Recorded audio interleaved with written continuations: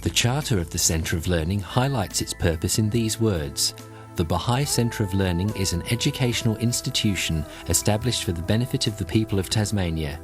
Its programs are guided by the aspirations of the Baha'i faith for building a peaceful and sustainable world community. The idea of the dome, of course, is the most efficient method of covering a larger space without having any support underneath, so it's nothing new. And it has been used traditionally in Persian architecture and in other parts of the world. They've used this method and it's the most efficient way of covering a larger space.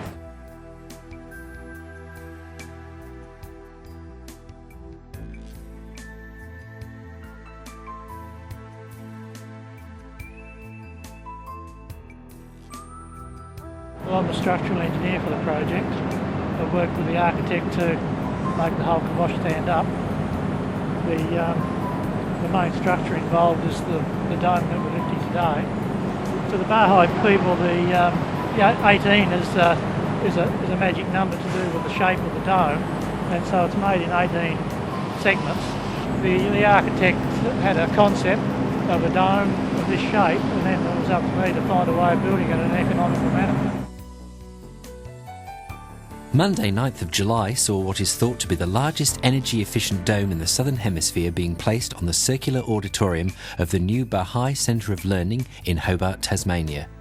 The dome, which is 18 metres across and rises 4.5 metres above the dolerite clad walls, is supported by a frame of Australian softwood with no old-growth timber. This was an initiative of the Nanogel Foundation, which is inspired by the Baha'i principles, and it's one aspect of a sustainable world community that the Baha'i faith is striving to achieve. And the paint finish is a potassium silicate paint, which is from Germany, which should last for several hundred years without fading, without peeling. It has no petrochemicals, it's completely non-toxic and odourless. To hold this structure up, each of these 18 panels has 52 sheets of plywood in it, plus all of the timber components which put it together, that number in the hundreds. In the dome itself, we've used over 110,000 nails and probably 50 to 100,000 screws, as well as a non-toxic glue which we imported from Germany, which is also the first use of a low-toxic structural glue in Australia that I know of. The achievement or completion of this building will show that how ordinary people like us can achieve extraordinary results, and that's due to the fact that